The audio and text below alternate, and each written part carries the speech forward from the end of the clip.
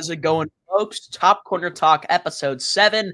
St. Louis City falls to Philadelphia Union 1-0. Bradley Carnell gets his so-called revenge against his old squad. Some drama between him and Shuao Klaus. Today it will be just me and Jeremy Clements. We might see Mo pop in a little bit. Oscar is out. He is busy. But we got Jeremy here again as a great guest to talk about the game, about the squad, about Missouri soccer, about soccer internationally, and everything and anything St. Louis City SC. Let's start it off. Just first impressions of the game, Jeremy. What'd you think?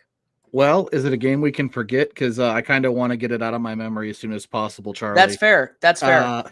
No, it's another example that we can't handle the press. We've seen 2 games now with teams high pressing San Diego. Now we've seen it with Bradley Carnell, Philadelphia Union. A little bit of salt in that old wound there. And, man, was not pretty. Really one-sided action for most of it. And I'm sure we'll dive into more of that as the conversation continues tonight. And thanks again for having me on. Of course, man. Of course. Looking at this, it's a tough loss. You're taking, of course, the clean sheet. The clean sheet, streak is over. Benjamin Lunt lets in a goal in the 8th minute. The goal scorer being none other than, FOTMOB is going very slow. It was Ian Glavinovich. Glavinovich. So it's Ian Glavinovich with the goal. Leuven with a red card in the 66th minute. The bookings were absolutely crazy. Just to read you out the bookings that happened, Kyle Hebert got a yellow in the 19th minute. Ian Glavinovich got a yellow in the 26th minute. Christopher Durkin got a yellow in the 35th minute. Edward Leuven got a yellow in the 55th minute. Oliver Umbazio got a yellow in the 58th minute. Leuven got a second yellow in the 66th minute, which also was a red card. Andrew Rick got a yellow in the 81st minute. And Alfredo Morales got a yellow in the 85th minute. That was the last booking of the night for a total of 6, 7, 8 yellow cards on the night. That is the most, I believe, in an MLS game so far. If you look at, Olaf Melberg in the past couple games talked about how he wants possession, and they got the possession. They had 54% possession that game, whether most of it was in garbage time or not, which, most of it was, talking about, having this possession, but having it not be meaningful. You're talking about passes back and forth. You're talking about passes backward instead of moving an offensive forward. And that's what happens when you have the Carnell press, work. The Carnell press is either very good. We saw it here. It was very good the first season, and then the second season was very bad. All right, it can happen. Philadelphia had a very bad game earlier in the season against Nashville. It was a 3-1 loss because the press did not work. But now they have, 4 games where the press has worked, winning against Orlando, Cincinnati, New England, and St. Louis City. St. Louis City being the only one to give up less than 2 goals, though. So that's a high bar there. Yeah, you went through the bookings, Charlie. I've seen a lot of conversation online about the ref. Here's the thing. There was conjecture whether or not the ref remembered he gave Leuven a yellow when he got sent off in the second half for delay of game, kicking the ball away. Really not a great decision by Leuven. You kind of expect more from him. I'm less worried about the ref in this game. I'm much more concerned with the fact that our strikers had less than 30 combined touches almost. I mean, around there. I think Toyshirt had another game, less than 20 touches. Over $1 million we're paying for him. What's the plan offensively from Melberg? That's my question, especially when you're talking substitutes, and we can get into that as well. But I mean, if you look at it from the outset, I was looking at this a little bit earlier. You talked about the press already, but if you look at just where City was, so just a couple other things to throw at you, our average height of defensive action, 30.79 meters. That's literally 12 yards outside of the box, roughly. So I mean, we were heavily pushed back into our own side. Philadelphia's average height of defensive action, dude, they were at 49.65 meters. That's in our own half. They were past midfield. You think about how high they were pressing, and we didn't have a plan to pass through it. Like you said, you talk about possession. We couldn't break the press. And that's what I thought when I saw the starting 11. I'm like, okay, great. We know they're going to press us. You put in your 2 athletic guys in Betcher and Toy Shirt, and you just play the long ball, go direct to goal. Didn't really happen, did it? No, it didn't. And you talked about the lack of touches from the strikers. Cedric Toyshirt, we're paying over $1 million a year, had 19 touches, one in the opponent's box. Simon Betcher had a total of 36 touches. Marcel Hartel had the lowest FOTMOB rating on the team with 5.8, other than Edward Leuven with 46 touches. So Toyshirt with the least amount of touches, being the central striker in this game. And you saw, against Seattle, rarely, you pointed this out last week, rarely you see City attack through the middle of the field. And that's what they did last game. Now you see the exact opposite. Toyshirt not getting the touches. You see Hartel getting more touches than Betcher. So most of the things are moving through the right side of the field. And when you go against, on the right side of the field, on that same side where Hartel, Watts, and Hebert are, they line up against the 3 best rated players on Philadelphia that game. Damani, I think that's how you say it, Damani. Quinn Sullivan and Kai Wagner all scored above a 7.5 on FOTMOB rating. So they played amazing. Yeah, Bruno Damiani, he was a Union's record signing in the offseason, $3.4 million they paid for him. And he looked every bit of it. You talk about buildup, Charlie. I'm looking at, I don't know if you follow MLS Stat on X or Blue Sky, but his post-game graphics are great. If you look at the buildup in the final third for City, 38% of the buildup in the final third was in the middle of the pitch, 33% on the right, 29% on the left where Conrad Vollum was. But if you want to even go further, we talked about our struggles getting in the box. 0% passes into the box from the left-hand side, 60% in the middle, 40% from the right. We just had no answers. Granted, we had 22 connected passes in the final third. So we had no answers. And I saw Daniel's comment earlier. It's actually funny that you mentioned that. And I hate to derail this, Charlie, but I did some digging into the last 2 years of Mellberg's time in Sweden because I saw that post that in the Matt Doyle's comments in his column earlier. The last 2 years that Mellberg coached at, and I'm going to butcher this probably, or I'll say it right. And if I say it once, it's going to be the only time I do all night. Bromma over in Sweden. So the last 2 years he was there, his clubs were outscored 106 to 86. That's a negative 20 goal difference over those 2 seasons. They averaged 1.4 goals per game for themselves and averaged 1.8 against. The possession number, 49.2% on average over his last 2 seasons at Bromma. So interesting that his possession across the 5 games so far here is 34%, give or take, just under 35, 34.8. But it's interesting to say maybe he's just not, he's a defensive coach. Maybe he doesn't know, or he can't plan to score, or can't figure out how to get the offense going regardless of where he is. That's fair. And, the best player, I'll say that not necessarily the best, but the most expensive player on that team in the 2022-2023 season was Alex Timothy Anderson, valued at 1.5 million pounds on transfer market. So you're looking at, the highest paid player on his team not amounting to the highest paid player on City, which we can infer is Roman Berkey. His contract details are not out there, but his market value being well above 5 million, I believe. So Berkey's now a max TAM player. I think technically he's valued at 1.7 mil. Yeah. Marcel Hartel, the most expensive player on the City roster, at just over $2 million guaranteed compensation. One other stat to talk about real quick, Charlie, when you're talking outside of compensation. I don't know if you're familiar with G plus or goals added plus. Of course. So that statistic for those watching at home who might not be a nerd like me, basically it's a measure of how positive you were during your time on the field, the most positive player in contributing towards a goal, which we know City didn't get. Do you have a guess at who the most positive goal player was? By the way, the median rating for this is 60, but just a guess. In the game for City? Yeah. The median was 60. So the median is 60. This person was at 63. So 63, just 3 over. And this was the person who attributed to the most towards a goal for City. Yeah, who's the most goal positive? It's not the goalie. I'll give you that much. Dude, probably Henry Kessler. He was he was tied. It was joint Kessler and Giannis Horn. The third most at 62, Simon Betcher. Okay. Yeah, that's something. The worst, Marcel Hartle. What was 43. Poof. Oof.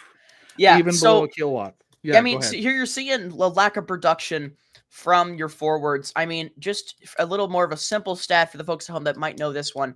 Expected goals. Not Seattle. Philadelphia had 1.41. They scored 1 goal. It makes sense, right? City has 0.16. They scored 0 goals. That is not acceptable. That is not. You are not going to win MLS games. You're not going to be successful in an MLS league or in any league scoring an expected goals of 0.16. That's not going to happen unless you have a miracle from a guy like Edward Leuven who is getting a set piece. But again, you talked about earlier how the ref may have forgot it was a second yellow. I still think taking into consideration a player's second yellow is pretty dumb. If the player gets a yellow, give him a yellow. All right? If it's a second, I don't care. If it's a yellow, it's a yellow. And what he did both times was a yellow. Frankly, I love Edward. He's a great player. He's a very nice guy, but that is just a not smart move. That is a selfish, dare I say, move to let your emotions take over and say, I'm going to take myself out of this game for the last 30 minutes and put my team that's already behind even more by going 11 versus 10, 11 on 10, but also take myself out for the Austin game next Sunday. I mean, that is it's really tough to understand what's going through his mind there. Because, again, the refs are going to be different every single game. The refs, the MLS is a very, very loose definition of what every certain foul is, right? It's mostly up to ref discretion. So you're going to have to feel out the refs. If you get a yellow early, you're going to need to adapt and say, it's the same thing in baseball. If the umpire is calling, the low and outside zone more, and he's got like an inch on the zone that he's adding on the right side, and he keeps that the whole time, you need to adapt to it. You can't be still mad about an outside strike in the 9th inning. You have to adapt. Well, and City, I'll say this much. You could see it early, especially after that 19th minute yellow to Hebert. City's players from immediately started almost after every foul going to talk to the officials. Hey, you gave us yellow. Why aren't you giving them yellow? We got too concerned and too wrapped up in it and kind of took ourselves out of the game. I felt like, I was not thrilled with Leuven's decision there. There were a lot of decisions that in the game I wasn't thrilled with. And it added insult to injury after the game when, Mellberg said, well, we were about to sub him off anyway. Like, well, great, but you didn't. Normally it's around the 62nd minute mark. His yellow came in the 66th. So it's a shame. Maybe the sub should have came earlier. I don't know. We can talk substitutions and all that, but I do want to back up and say one thing, because in all of this conversation so far, we've forgotten to recognize Big Ben Lunt, the guy that kept us in this game. 8 saves in the first half, Charlie. The dude was standing on his head. Yes, he let in a goal. I'm going to challenge that it wasn't his fault. I don't know why there wasn't a man on the back post for that goal, because it wasn't like, yes, it was a great header. I don't think Berkey's going to make that save either. It's into the side netting, but if you've got a guy on the post, maybe they keep that one out. But I mean, he was great in the first half. Second half, he had nothing to do because Philly stepped back and went into that kind of mid block until we were down a man. But for first half, 8 saves. He had a post shot expected goals of 2. So basically saying Philly should have had 2 goals. They only got 1. He had a great game, showing that he's got the ability to be a shot stopper. If I'm not mistaken, if it's saying he saved 1.9 goals, that would mean that they should have had 2.9. They should have had 3 goals, and they limited it to 1, which is very impressive. I mean, Benjamin Lunt, he's giving you everything you asked for and more. You're not expecting Benjamin Lunt. Honestly, I think most fans thought the season was over. You're talking about Roman Berkey being out for a month, and fans jump to the conclusion like, oh, well, it's over. Next season, there's always, always got next season, Olaf out. Like, there's a lot of crazy things the fans are jumping to, and it just doesn't make it's a lot of it's silly, a lot of it's jokes, a lot of it's heat of the moment, just being mad about stuff. But seriously, it's Benjamin Lunt has given you everything you want out of him, and you just haven't produced offensively. And that's something that may come later. This is something that I know City fans don't want to hear. I don't want to hear it as a fan, but as a journalist and as a person who is talked to these people on the inside and kind of gotten a feel for what they're saying. Bradley Carnell said it right before he got fired. He said, we just have to wait. The goals will come. Of course, the goals didn't come in his situation, but that was in the middle of the season. They proved problems. They didn't change them. And we have a chance as a fan base to rally around this squad. And the actual squad has a chance, and management has a chance to make the changes they need to make right now. I'd rather have these bumps in the road come along early than late. I'd rather us figure it out in June or figure it out in July or even August and go on a run during the Open Cup or go on a run and heat up so we can make, a 6 seed to 9 seed playoff appearance and get hot at the right moment. And you never know what happens when you're in the dance. So, I mean, that's a big thing, in my opinion, is just being a fan base that can rally around the guys on the field. Because, again, we may not have the outcome we want, and that sucks. Sometimes fans, I see fans that are mad after winning because we should have scored more goals. And I understand we can ridicule these things. We have to hold these people accountable. That's what we're here for. We as fans pay the most of the revenue that that City SC gets in ticket sales and all that stuff. But we also have the responsibility of the mental side on the players' behalf to say, if I'm up here ridiculing Edward Leuven the whole time, and Edward Leuven sees a clip on Twitter, he's not going to like me. He's not. And if Edward Leuven keeps seeing these things, and if there's rumblings, then how does that affect someone's mental state? I mean, this is things that we need to do as a fan base better, I think. I think we need to rally around our players a little bit better. Of course, it sucks not getting the outcome you want. It sucks when your players underperform. It sucks when Marcel Hartel has a 5.8 FOTMOB rating. But what sucks more is when the fans pile on to it more. So I'll agree with you to an extent, but at the same time, I think, a lot of these guys have played in or near the top tiers of football in the world. Leuven, Hartel, Teuscher, a lot of these guys have played at least in the second Bundesliga, right? So the fan criticism shouldn't be enough to get under their skin. I think the thing is, we are 5 games in now to City 2.0, what Lutz and Olaf has said. Olaf himself has even said the goals will come. They did against LA side. I think the frustration for me is going into this game with Philly. We knew enough about what they were going to do, right? We knew they were going to press. We knew it was going to be intense. And we also knew that they were down at least 4 of their normal starters. Baribo wasn't there. Then I forget the name of their starting center back. He was out. Gazdag was out. Andre Blake, their starting keeper, was out. Their keeper in the game was 17, and we didn't even test him. We had 2 shots. I'm sorry, 5 total shots, 1 on goal. And I think that's the frustration is, we want to see more. We want goals. Whereas Olaf is tasked with stopping the bleeding at the back. And I'm sure the second yellow, or sending off, however you want to word it, the Leuven being sent off, right, change the game, right? It alters the plan. You have to be a man down. You're already chasing it. But I don't know if I have seen enough outside of that to say, I'm confident that we know what we're doing in this offense. We don't hold the ball up in possession. Whatever the tactic is offensively, I thought I had an idea of what it was going to be, but it didn't seem to come to fruition. I don't know if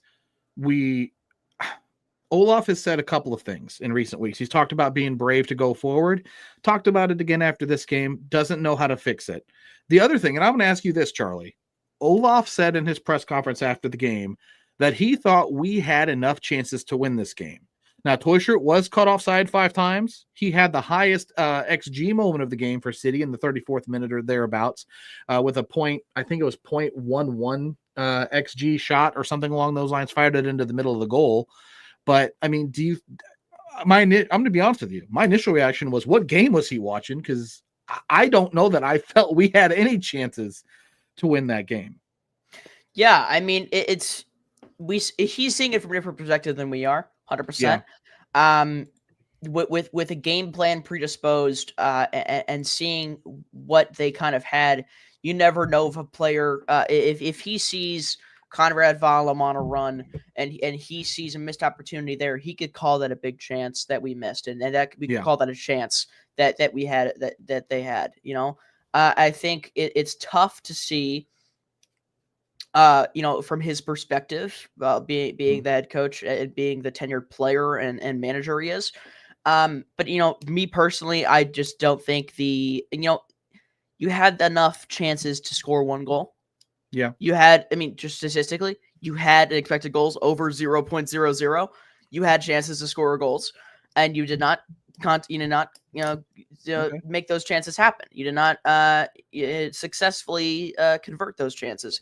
And I think that's where it comes into, if those chances, I think where we see it from is, as fans, I think we see it from, were those chances good enough for us to win?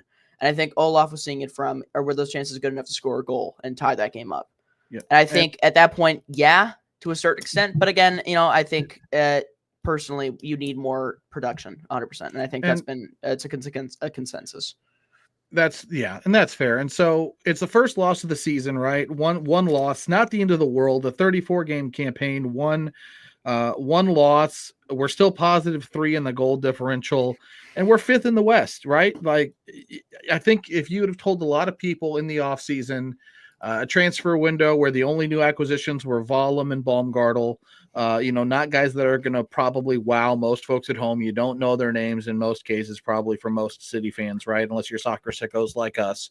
So to be, sitting in 5th on 8 points, 1-2 record, including games that were against Seattle, a team you had never beaten or even taken a point from, a game away to Galaxy, right?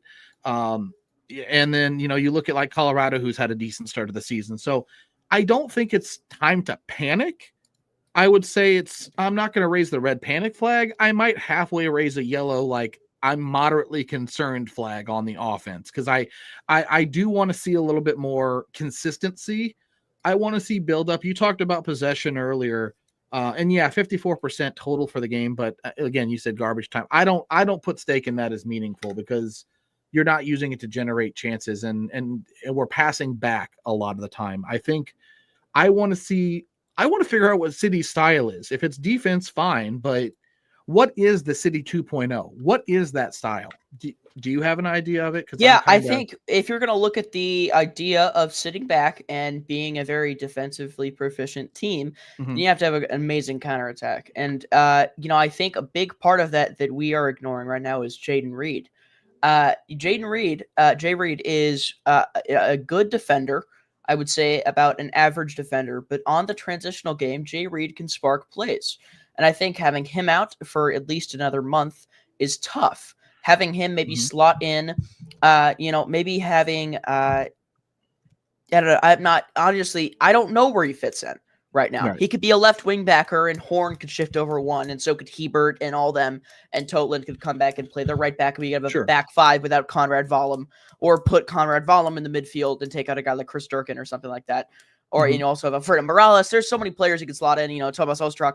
But Jay Reed, as a transitional piece on that left side, is very instrumental to this counterattack. And I think that's when you get Jay Reed back, that's when you're going to really see the identity of this team. And that's my opinion on it.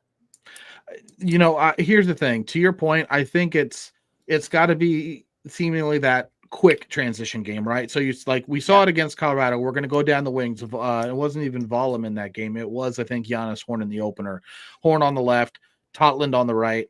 And it was quick, get the ball and go. And we would see those little link up plays with the wingers overlapping Hartel or Toy Shirt, as he was, or not Toy Shirt. I think Betcher started the opener. Anyway, they were running underneath. That's where that link up play was, in those wide spaces. We haven't seen that as much because we haven't maintained possession. And it's largely because of that midfield that hasn't been there. I mean, we've got Durkin way up the field. We've got Leuven back as it's that real true defensive mid-6. And we've seen okay things from it, but it's just not consistently there. And I think that kills our offense. Speaking of, going back to numbers for just a second, I got another question for you, Charlie. You ready for this? Let's do it. So I was reading, and I'm going to credit Chat City Tactics for turning me on to this stat. So there's a measure called XG on off, which basically measures the best expected goal player for your team, or at least among the 3 we're going to talk about here in the St. Louis offense, for the highest ratio between the time when they're on versus off the field. If you had to take a guess between Klaus, Betcher, and Toy Shirt so far this season, who has been the highest XG on player for that City attack in terms of the team's XG when they are on the pitch, do you think? I'm going to say Klaus. Yeah, there you go. That if you were a betting man, you are right. His on-off XG right now, he's plus 0.94 on the season, plus 1.56. I'm sorry, 0.94 plus per 90, 1.56 total. Yeah. Do you have a guess at who the worst has been? I'll tell you that too. Just based on what you've been saying, Cedric Toysher probably. Yeah, minus 0.68. Yeah, Yeah, he I has mean, when you're not been looking great at in that with role. Klaus has not scored in, I believe, 20 MLS games now. Yeah, it's been since It's what, last tough. June, May? It is tough. It was May against Chicago, I believe, Chicago Fire. And it's been tough. It's a tough stretch for him. And that's one of the things where he's had the chances and he's had some of these blundered shots where it's Yeah. just like you're scratching your head, like, what are you doing? You're a pro football, you're a pro soccer player. What's going on? It's like, it's like Tom Brady all of a sudden, forgetting how to throw a spiral. It's one of those Yeah. things where, dare I say, it's kind of Yip-like, where it feels like he just can't find the back of the net. And if you give him time, if you give him 90, then I think you have a better chance of winning, as those stats show. Yeah. One thing I wanted to talk about real quick. Go ahead. Yeah. What you got? Crazy thing, just to put this in perspective. There is 1, 2, 3, 4, 5, 6, 7, 8, 9, 10, 11, 12 new coaches this year in the MLS. Okay. Out of those 12 coaches, all of them have a 40% win rate or more, except for 2. Those 2 being Eric Quill and the Austin FC head coach being Nico Estevez. So Olaf Milberg has only been better or the same as 2 new coaches this year. So technically, if you look at it, you could say he's either the second worst or the third worst new coach in the MLS. Okay. Based on winning percentage so far. Again, we're only 5 games in, and this is very impressive because you look at City, and when you see that, when I say that he's been the third worst new head coach, you would think, oh, we haven't won a game, and it's so great. No, you're 2-0-1, right? Or what am I talking about? You're 2-1, correct? You're 2 wins, 2 draws, 1 loss. Yep. And that really puts into perspective how good these young, or not necessarily young, a lot of them are, like the Inter Miami head coach, who's very young. He's 40 years old. It just puts in perspective how good these new coaches are doing. Greg Berhalter, Ronnie Delia with Atlanta United. He is one of the ones that have not been doing very well this time so far. Jesper Sorensen, Pascal Jansen, Robin Fraser. We were talking about these coaches that have been exceeding expectations, and when you see that around the league, you see you see the kind of the grass is greener. You're looking at these other coaches like, why isn't our new coach doing this well? I mean, you already have a 40% win rate. A 40% win rate is going to get you in the playoffs. Right. I mean, I think Melberg, going the most 2 recent years, averaged about 1.5 points per game. Yeah. That's kind of the clip we're on now, a little bit more. I actually looked at the projection. I've got a projection model that I put together, and right now, based on the results of a run of form we've had, we are projected to hit 54 points, which you would think is good enough to get you, in the lower half, 6th or so in the playoff race at the end of the season. And you know what? I think at the beginning of the year, most people would say, you know what? That's probably about where we are. We're not winning the West. I don't think that was, what we all know we overperformed in 23, our inaugural season, Dreamland it was. But we're not doing that this year, and I don't think realistically that was the goal. So, if we're projected to get, because we're averaging about 1.6 points per game right now, just based on the first 5. So, I think my question is, what is the sustainability of this system? You can't. I think it might have been Tom Franklin, Soccer Zombie, had said it on one of his recent videos where, you can't just be the boy with your finger holding the, plugging the dam with your finger, because eventually it's going to break. Right. Yep. And that's what I'm afraid that we're kind of playing with right now. We're playing strong defensively. Yes. But how far can you bend before you break without being able to answer back? And I just want to see some semblance of consistent offense to give me that confidence that, if we fall behind, what are we going to do? And I pray to God it's not bringing on more defenders. I mean, I don't understand why we brought on Nilsson. I don't understand. I know we want freshness, right? I get that, especially with Philly pressing late. But, man, you're chasing the game. You're down a goal. You're still in it. And I get you don't want to let up the second goal to end it, right? So I get to an extent, but then you're going to, and where's Baumgartel? He had 102 touches yesterday for City 2. Yeah. Why is Baumgartel not up on the getting first a lot of 10 questions. minutes? Well, let me just say this, Jeremy. So yeah, you said you're good. Your projection said that it would be 54 points, right? That's what I'm at right now on my model. I just want to share something real quick. I'm going to share my screen. Yeah. And that's just at one. That's just saying our current rate of points per game continues across 34 games. Check this out. All right. Can you see my screen? Yeah. So this is my school newspaper. This is what I wrote in December 19th of last year. Okay. I predicted every game, and I predicted City SC would have this many points. Okay, the 55? 55 points. Okay. Just got a little, give just toot my own horn real quick that I did predict close to your prediction. So, when you talk about this crowded back line and the sustainability of this squad, it's tough to say precisely what will happen in the future because we have no idea really.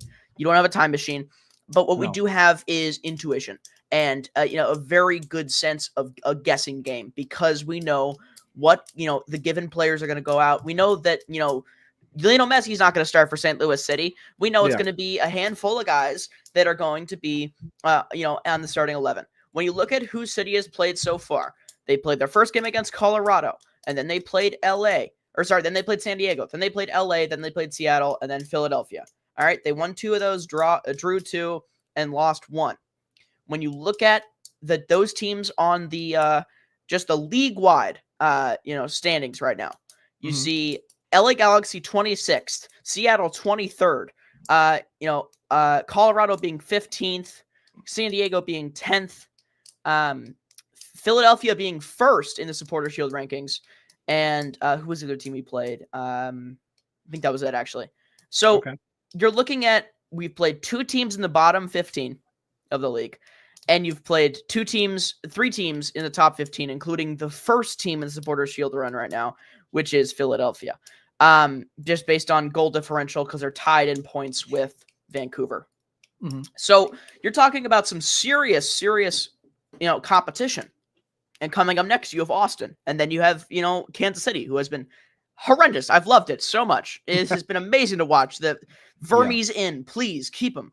Because he's so bad, I love it. How does he still have a job? It's crazy. It's like saying Bradley Carnell would still be on St. Louis City if he got, if he haven't won a game since October of last year. So what you're looking at is you've played good competition, and now you're going to play some bad competition. So I think the next 2 games, Daniel just said this, we should ideally get 6 points in the next 2 games against Austin and Sporting. If you do get 6 points, that's a real indicative thing of what the rest of the season will be like. If you can win against bad teams and put up a fight at least, not get blown out by really good teams, then that is something you're going to see come in handy come October. And if not, then, we're going to have to reevaluate things in the summer transfer window. So, okay, a couple things. I saw no goal patrol a second ago. I'll go back to that. But speaking about 6 points and just kind of jumping that a little bit, Austin just beat San Diego 2-1. With Brandon Vasquez and Gallagher both getting goals inside the first 20 minutes of that one I believe that was in Seattle? Or at San Diego. I'm not quite sure. I don't remember where that game was played. Austin is second in the West right now. But I mean, Austin, I don't think they're a pushover. Do I want to be optimistic? And of course, it's always all for City, right? But I'm not counting my chickens before they hatch with Austin. Like I said, they just beat San Diego. And I think they won the weekend before that as well. So their offense, yeah, they did. So Austin right now has a +1 goal differential compared to City's +3. Austin has won against Sporting Kansas City, LAFC, and San Diego. I would say 2 of those wins, 3 of those wins are impressive. LAFC and San Diego, or 2 of those wins. Say LAFC and San Diego, the last 2 wins they've got are very impressive. Losing against Portland and losing against Colorado, you want to see a little bit better from a higher ranking team. And I think the key to the game next week, just to go a little bit into what's going to happen next week, it will be in St. Louis on Sunday, 1 p.m. It'll be a doubleheader because City 2 will play at 5 p.m. after.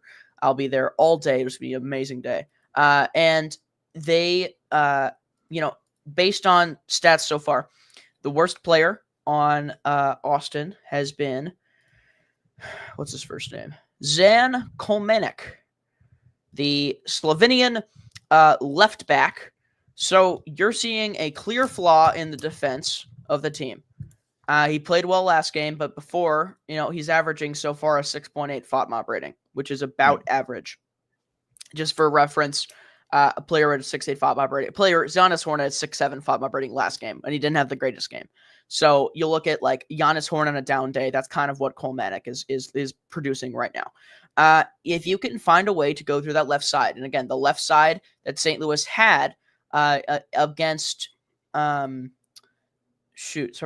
against Philadelphia was I'm getting the lineup up right now. It was, Horn, Wallum, and Betcher, who were that was the best side. That was your preferable side. Betcher with again, not playing amazing, but Betcher with a 6.3 FOTMOP rating, Wallum with a 6.5, Giannis Horn with a 6.7. Yeah. The right side was Hebert with a 6.4, and then Watts with a 6.0, and Hartel with a 5.8. So your left side was already your better side. And if you can capitalize that and actually play solid, and actually get possession that can better your position day in and day out for 90 minutes, plus at a time, this is a very winnable game. Brad Stuver, being a great goalkeeper as he is known to falter in certain situations. He's human. And I think that's one of the big things we have to remember here. Well, and it's going to be a big test for the defense as well. I mean, it's a rebuilt attack for Austin FC. Giassi Zardes is gone, replaced with Brandon Vasquez. They brought him back to the MLS, the former, I believe it was FC Cincinnati man. They brought him back from Monterrey for a considerable fee. They also brought in Mirto Zuni and Osman Bokhari. So those three leading the front line and the attack. Not to mention they picked up Ilie Sanchez, the former LAFC defensive midfielder. He's there as well. He came over on a free in this window. So it's a really tough, really rebuilt Austin FC side. So that's, again, I'm not saying I'm afraid. I'm saying that I respect the quality, but I think we can, I think our defense can handle it. I just am concerned with, okay, Leuven's out. He's going to be serving suspension.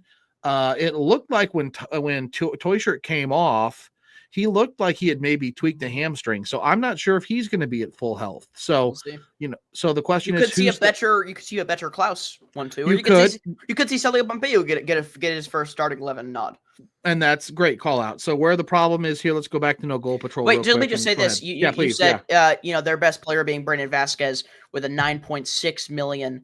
Hey, there's Mo with a $9.6 million transfer from Monterrey to Austin, the biggest transfer of the offseason for Austin. No goal patrol pointing out, what do you guys think is a bigger problem in the mid or up front? I'll yield to you, Jeremy. What do you think? I'm going with the midfield because somebody's got to be there to connect. This strategy of long ball, hoof it forward is great, but it clearly doesn't work without Klaus. I mean, I'm sorry. I'm just going to be blunt. Klaus is that hold up number 9. He's going to get it. He's going to hold it up. He was among the leaders in the receiving category for goals plus added last season. So he's one of the elite receivers of the ball, but if he's not there, that doesn't work. So for me, it's the midfield. You've got to get Leuven. You've got to get Durkin. You've got to get Morales, whether you move Vollum up into the midfield because he can play central mid. I don't care. We just have to get that midfield to be existent and help link up play. What's up, Mo? Nothing much. Just listening to you guys, And all right. Yeah. So, Jeremy, you're kind of saying that, the Joao Klaus being without Joao Klaus in the starting 11, it's really tough for that connecting presence to be there, and you think the midfield is the bigger problem rather than exactly. Up front. Okay, so what I think is a similar sentiment. Chris Durkin has been underperforming. Leuven has been a good offensively, but transitionally, Leuven has been stagnant. I have not seen Edward Leuven make a run. I've not seen Edward Leuven make a great connecting pass so far that has led to a really good attacking chance. What I've seen so far is, again, stagnation. Side-to-side passes, backwards passes that are not advancing the offense. You look at a guy like Conrad Vollum, and you got to look at a guy like Akil Watts. If you have a midfield that is Conrad Vollum, Edward Leuven, Chris Durkin, and Akil Watts, I frankly see that is a USL 2 level midfield, in my opinion. Maybe USL 1, but like that is, I don't know. Seeing the way that Akil Watts and then the way that Conrad Valum and the way that everyone in the midfield performed against a good press was really, really concerning. If you're going to have teams, if you look at, the teams that can do a good press, they get really good. They're really good. Just flat out. They are really, if you have a good press, you're going to be a good team. And those good teams are going to be in the playoffs come October and November. And when you're going to have to play those teams in the playoffs, can Chris Durkin, can Akil Watts, can Conrad Valum, can Edward Leuven handle the press? So far, I haven't seen it. So, I mean, that kind of connection game has just been downright non-existent. And I'll say this, if Akil Watts, I like Akil Watts, he's a cool guy, great to talk to. If Akil Watts scores a goal next game, everyone watching, you get $160 from my pocket. I don't know. If Akil Watts scores a goal That's Sunday, dangerous. if Akil Watts scores a goal on Sunday, I will give everyone watching, 10 people, claim your ticket now. If Akil Watts scores a goal, I will give everyone in here $160. It's not going to happen. I'm still gonna message him and I'm gonna let him know what you just did, because I think Mo's got the hookups. I just don't think it's going to happen. This transitional game has not been there, especially on the right side. We just talked about how the left side was the best and how they're going to have to capitalize from that left side. Akil Watts has been all the way on an island on the right side and frankly has been a good transitional piece, but not been a good offensive piece. He's been that one guy who can actually be good in a transition, but not really offensively. Yep. So go ahead, Mo. no, I think, and I heard you guys, talk about like, the way I see it is, we have pretty much three sections, right? So we have the defensive and then midfield and have forward, right? Um, from what I'm kind of missing the most is probably where Leuven maybe as like our maestro that's supposed to be in the midfield, connecting our forwards and mid and defense. You can see the frustration a little bit that he had. I'm starting to wonder if he's still trying to figure out what's his position in the midfield currently. Because you saw at the end of the last season, it was Tuchel and Hartel that were kind of on fire. No one knew who they were, so they were kind of able to take their playing style and influence the game. It flew under the radar. I think now is that Leuven was that piece that was connecting our defense and our forwards the first year and the second year. But I think now having Hartel and Tuchel, especially these two, creating the chances, but also making those chances, I think he's a little bit lost on where his position is. And I think that's what some of the frustration is. But I think if the midfield, we kind of figure out who's the maestro in the midfield, I think that connection between the two will be it. But I think, without being supplied, the offense is not going to score. No. Right? Defense, we have it unlocked, in quote, unlocked for now. But as you remember, the last 2 years, we were complaining about the defense first. So now we have a defensive coach. So maybe I was starting to think maybe if we have maybe an assistant coach that's like a forward or someone that has the experience to be a forward, so he can kind of take those forwards under his wings to kind of work with them on what a true offensive front should be, but also in the midfield, right? So it's just like the football players for your American football, right? You have your head coach that specializes in one position, but he takes the best from his assistant coach to kind of work on those pieces. That's why you watch national teams, right?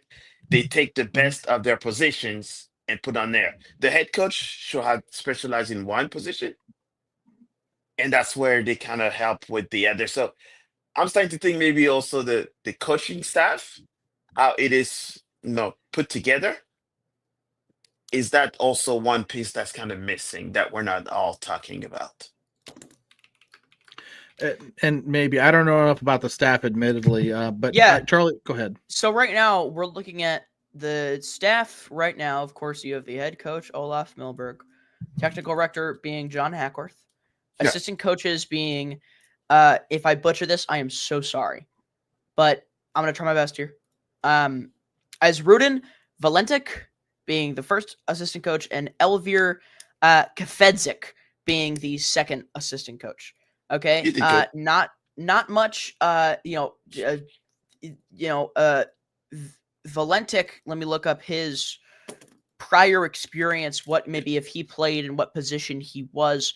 He coached Dalkford FF as an associate manager. That is a team in Bosnia, and he was a former player that played. He's actually been with Melberg for a long time, so he came over with Olaf. So you see kind of the same lack of Jeremy talked about earlier on this cast that he had some Olaf Melberg had some offensive struggles back in Sweden, and that's fair. Looking at that kind of stuff, is it just not clicking here? And it's only 5 games in. We can't rush to conclusions here. And of course, you had that amazing game versus LA Galaxy where you had just players standing on their heads, and that's amazing, right? And the question is, can they have a form of that? Can they have maybe 2 goals a game or 1 goal a game, or consistently have enough with the solid defense to be able to eke out a couple points, every now and then? So, a couple things. You had mentioned talking about progressive play in Leuven, I think, as we were talking about that conversation. Jonas Horn and Conrad Vollum lead the club with progressive carries, 7 each. Leuven only has 2 progressive carries. However, Leuven is the leader in progressive passes completed with 24. Second is Marcel Hartl with 18. Hebert, of all people, Kyle Hebert, third with 17. Not who I would have predicted. He's been going off this season. But when you talk about, we were talking about who's receiving those progressive passes too. I said, Klaus is that guy. Nah, it's Totland. Thomas Totland is 26 passes, progressive passes received, 2 more than Marcel Hartl and 4 more than Simon Betcher, even 14 more than Cedric Teuchert. So it's that clear desire to use width, and with him out, maybe that's also the problem is we're without Tots. Maybe I underestimated that as a loss, but it definitely hurts because you even saw Philly was attacking down that side, the Watts Hebert side, a lot in that game. It felt like in the first half, at least. Yeah, and I agree. Like I agree, Leuven Kayla. get the ball more, a little bit more dribbling, because since I'm not the stat guy, so I kind of watch more of the game on the field, and what I can see is if you watch a midfielder that's holding the ball a lot more. So that means he's attracting a lot more defenders to him. And so that's why you have the flanks guys to have more space to do the dribbling.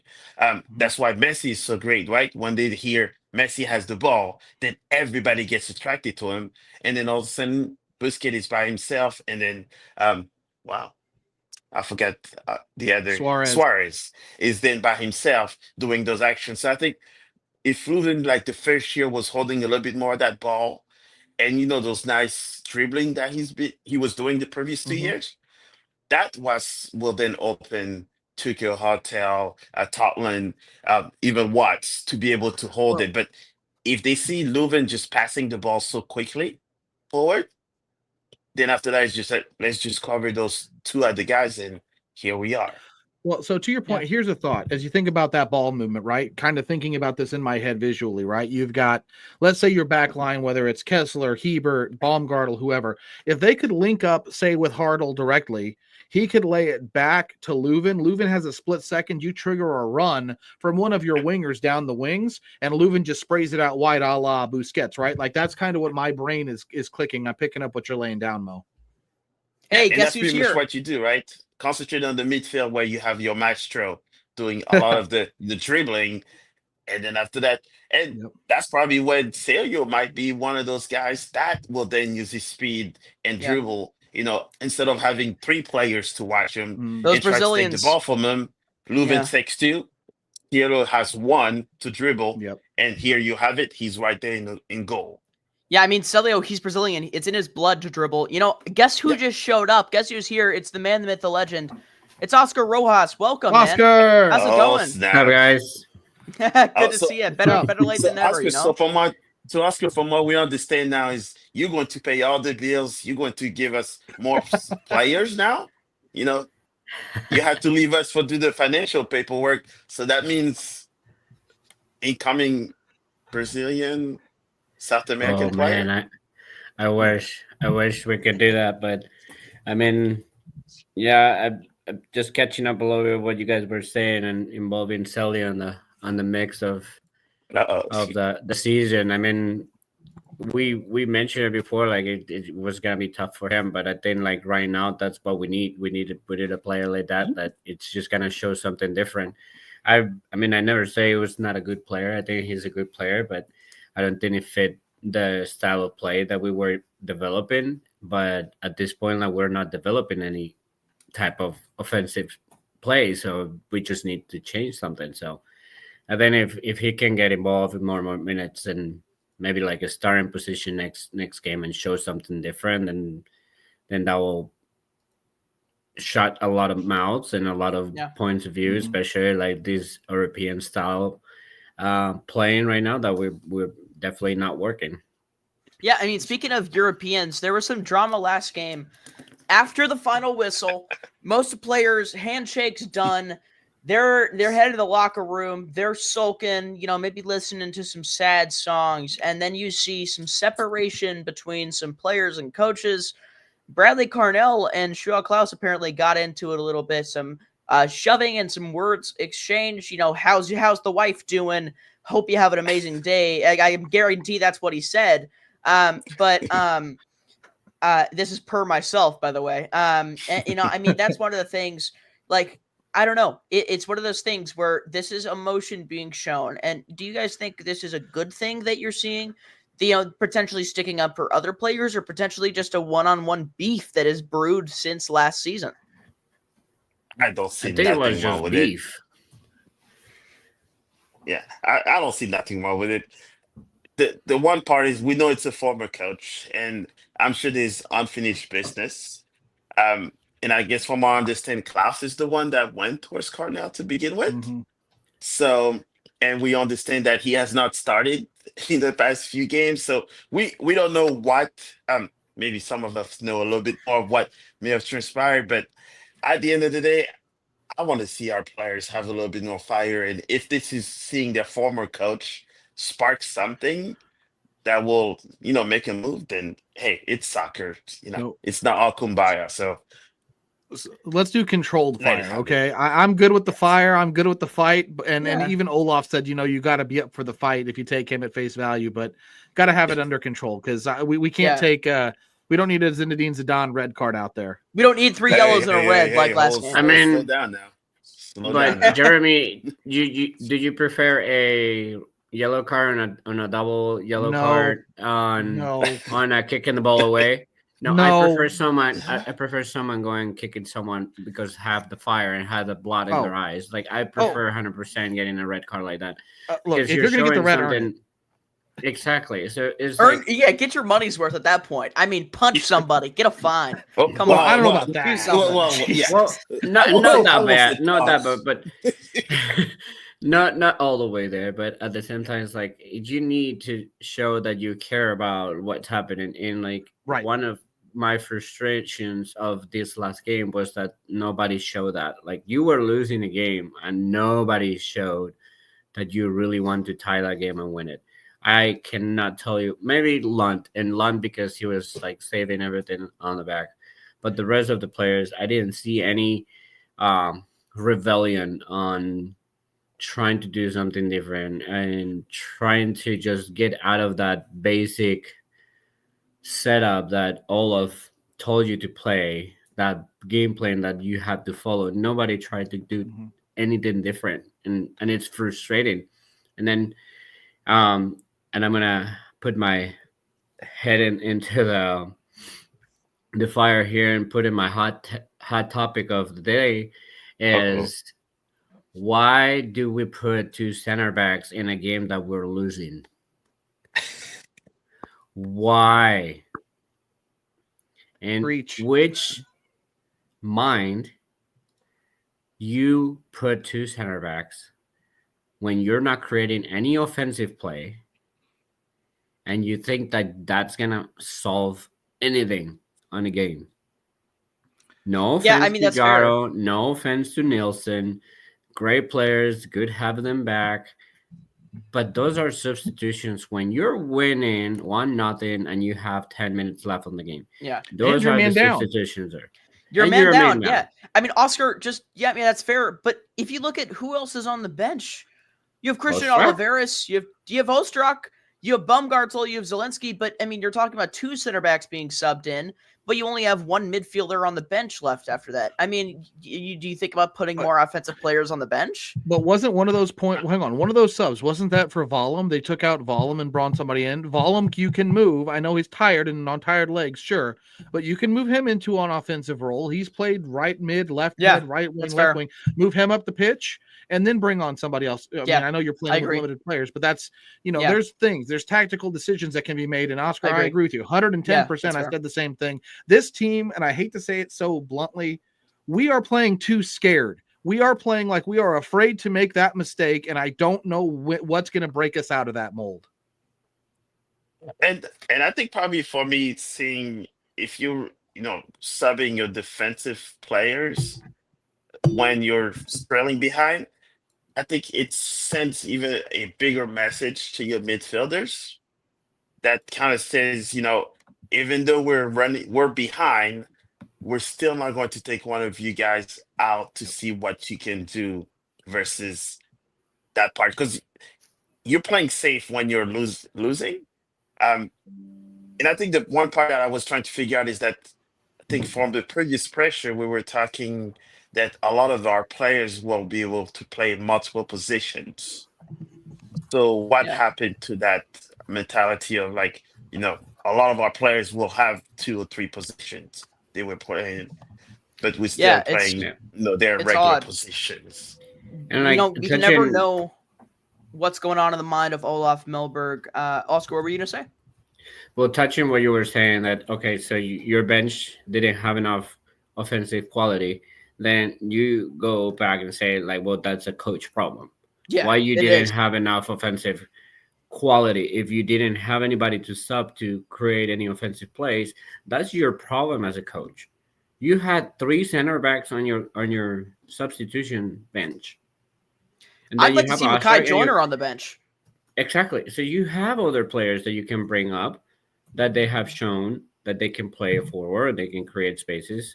You got Makaya, you got Max Orley, you had you got Morales. Rabio McKenna Pierce. Is it Pierce the right Tyson back? Pierce. Tyson Pierce is a right wing back, yeah.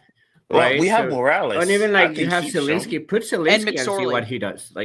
Yeah, I mean, just also Gabriel McKenna had the rocket of a goal at City 2. That was a crazy shot. I wasn't there, but I know some people that were. And there were some reports that it broke the sound barrier, so I hope everyone's eardrums are okay. But yeah. I think so it goes back to squad selection. Too many center back is the fear of last year. I think we may have some players that may get injured a little too quickly. So I think that's where they might be trying to have too much center backs. But I just want to see a few of the players that, and I think Taylor Twellman even put it on when it comes to the U.S. national team, right? Where you have the tactics from the coach that you've practiced all the week prior, but sometimes once you get on the field and you're the player, if you see something different, sometimes that's where you have to have that confidence that knowing your skills, that to kind of take over the game yourself on the field instead of still being on script 24/7 for 90 minutes. That's maybe what we're kind of missing in some of those aspects on the teams that maybe too out-coached too much. Because if you see the teams that, everybody's saying, you want to have a South American or, player, because you see some of that flair sometimes that says, here's the tactic that we have to have. But the play has dictated that I should go X versus So what was predetermined because it's so not Mo, working. let me ask you guys a question. So I think my brain is thinking Marcel Hartle is that guy that's supposed to have that flair. But Yeah. I wonder if my question is, are we leaving him too overexposed, trying to rely on him too much as that sole buildup point in the middle of the park? You know, with if Leuven and Durkin aren't really helping in that supportive play, our wingers aren't able to get forward. I mean, because that's what I thought Marcel was supposed to do. I've been clamoring for him to play in the middle, and I've been, outside of the first couple games, really underimpressed. I think it's it. We just saw his aura and pretty much how he came into the game. Even that little dance that he was doing before Oh, the last game. I think that's what I like to see from players, right? He- But like you said, overexposed because if he's just one player, double team him, triple team him, or stay on the zone defense, and then that's it. You can kind of make that player on his own island. mhm. But I think Yeah. that's where we're kind of missing our Leuven Oh, type of players that says we need 1, 2, 3, and 4 in the midfield, not just one. but could Yeah, and if you Cilio be look that at guy? yeah, Because I mean Celio could. It, Celio he could be could. You that just guy. have to have the chance.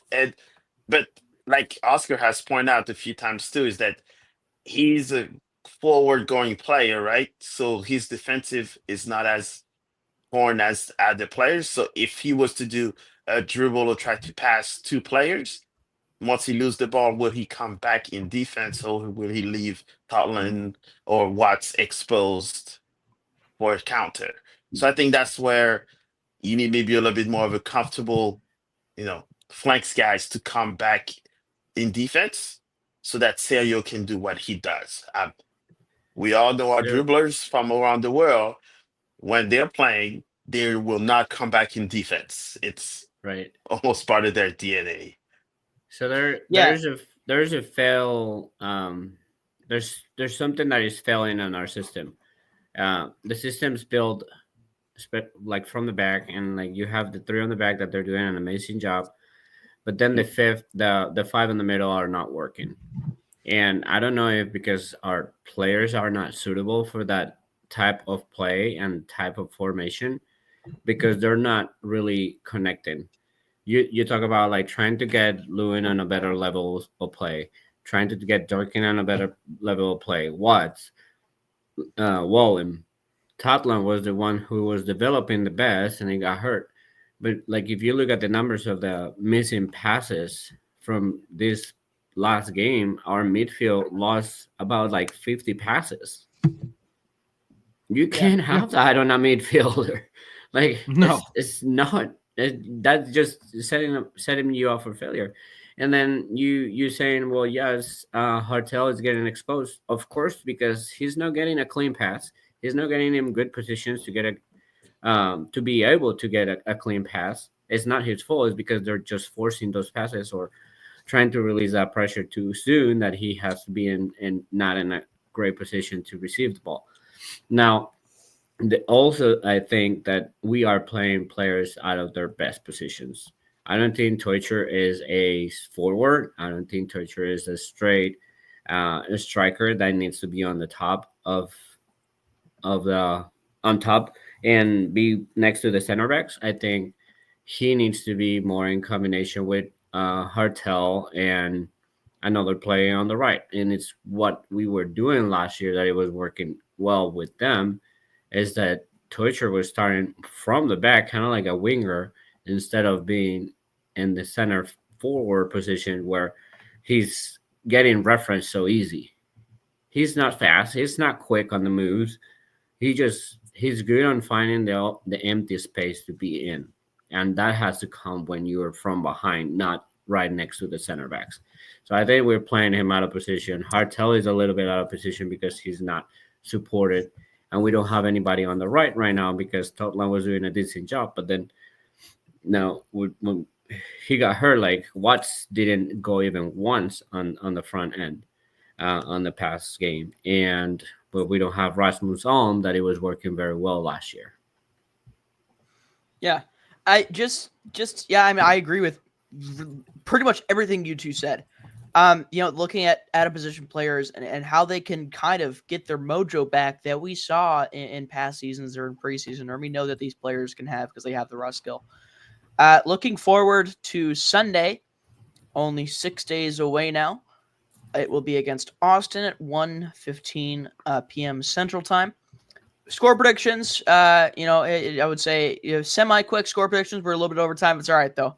We're having a lot of fun here at Top Corner Talk. But do you guys have any score predictions? What do you guys think will happen? And a short reason why? I'm going to go with a 2-0. I'm going to be positive. I think, like, playing at home and with our crowd, we're going to push this team to, like, actually push forward and create some chances.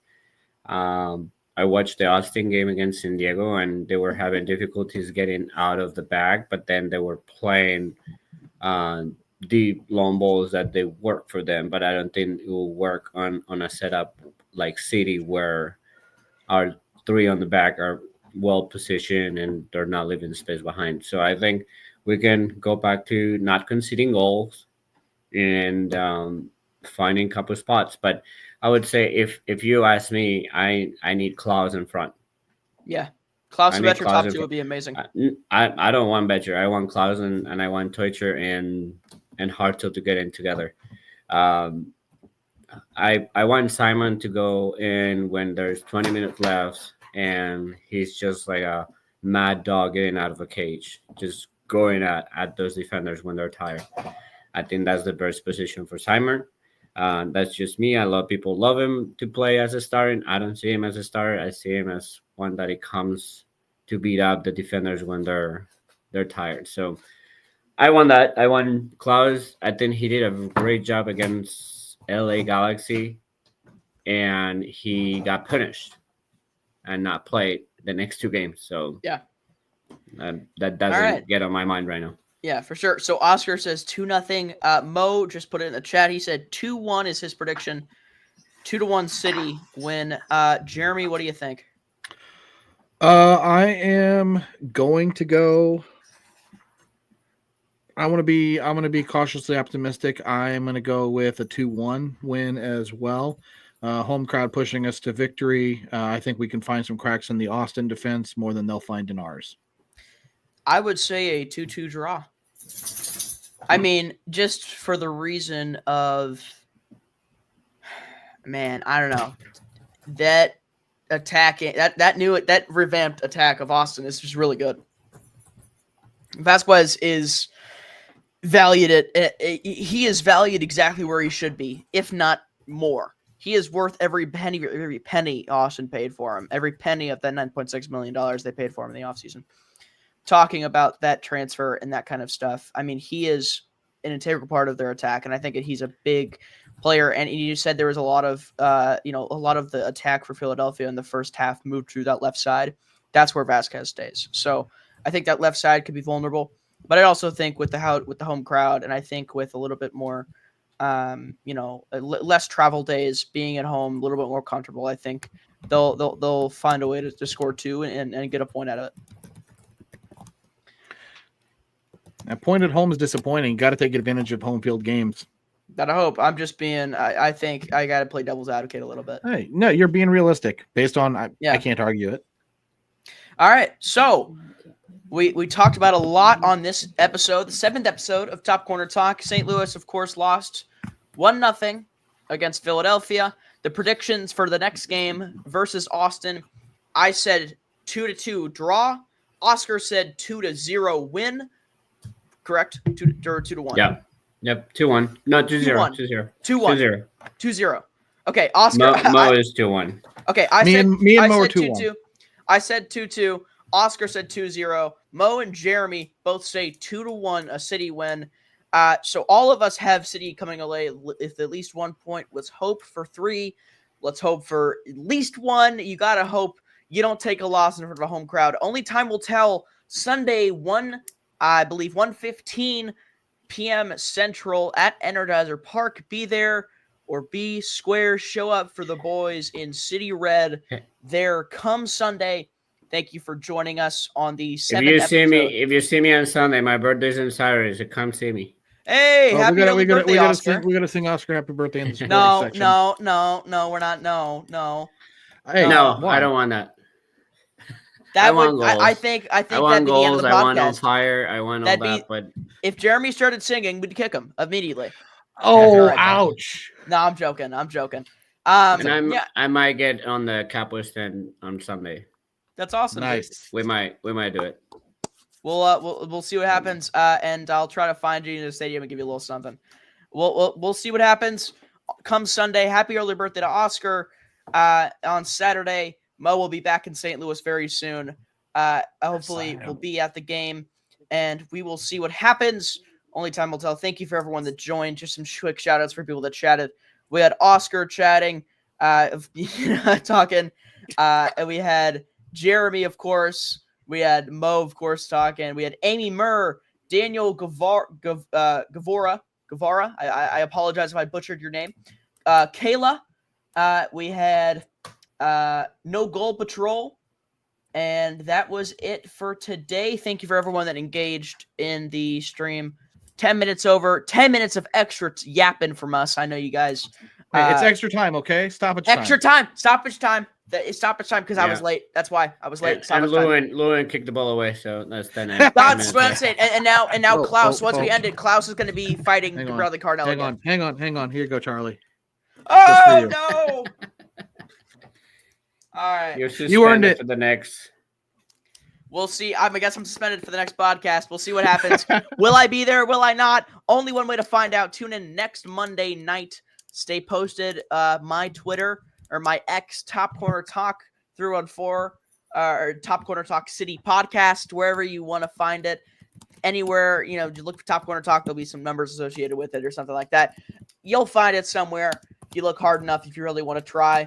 Appreciate everyone for coming out, and I hope you all have an amazing week. I know some of you are back from spring break, similar to me. Didn't get much sleep last night. We'll hope tonight is a little bit better. Mo, of course, was on vacation, kind of still is. I saw a palm tree outside. Amazing stuff. I hope everyone has an amazing night, and we will see you next Monday. Let's go City. Go City. Vamos.